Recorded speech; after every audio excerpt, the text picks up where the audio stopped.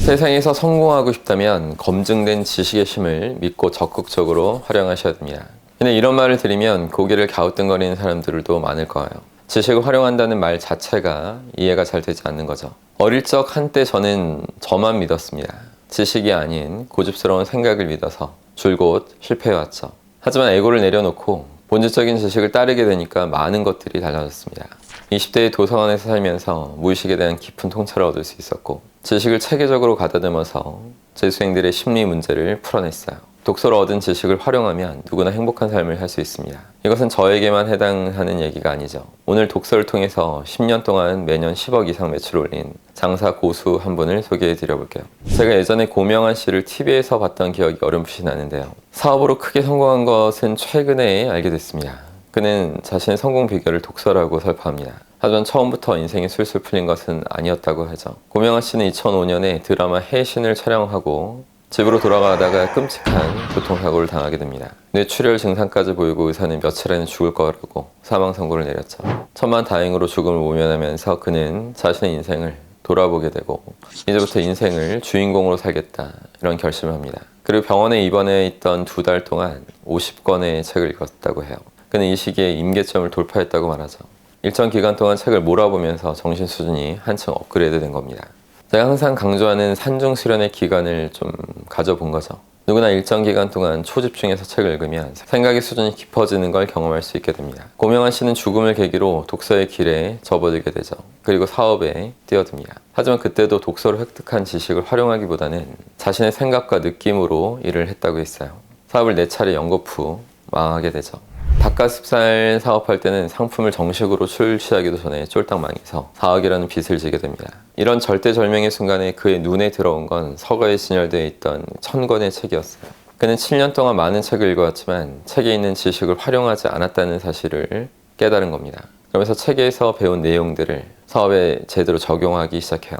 예를 들어 손자병법에 나오는 싸움하기 전에 이겨라 이런 구절을 기억하면서 음식점을 개업할 때 이미 이겨있는 싸움을 하려면 어떤 조건들이 필요한지를 연구합니다.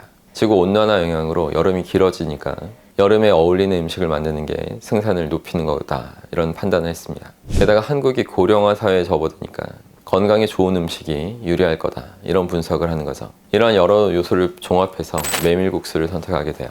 그리고 장수들을 잘 활용하라 이런 구조를 곰곰이 생각하면서 이미 40년 이상 식당을 운영해온 어머니와 30년 경력의 누나라는 유능한 장수들을 데리고 메밀국수에 도전합니다. 가게를 시작한 후에는 세스 고딘의 마케팅 책을 보면서 상대에게 공짜를 주라는 전략을 활용해요. 단순하게 메밀국수를 공짜로 나눠주는 게 아니라 자신의 인지도와 장기를 적극적으로 활용하죠. 고명환 씨는 다이어트에 성공해서 몸짱 관련 책도 출간했고 요리, 작사, 바리스타 같이 다양한 분야에 능했습니다. 그래서 맘카페와 제휴를 맺고 자신의 가게에서 다양한 형태로 무료 특강을 진행해요. 매번 수십 명이 모였고 무료 특강이었지만 최대한 열정적으로 강의를 하니까 사람들이 많이 감동해서 메밀국수라도 먹고 가고 이렇게 자연스럽게 가게를 홍보했죠. 사마천의 사기열전에서는 탐욕스러운 상인은 본전의 3분의 1을 이익으로 챙긴다는 구절을 기억해서 고명환 씨는 폭리를 취할 게 아니라 20% 수익만 남기기로 결정합니다. 메밀국수를 만들면서 수익이 30% 이상 되면 퀄리티 낮은 재료를 쓸 수밖에 없고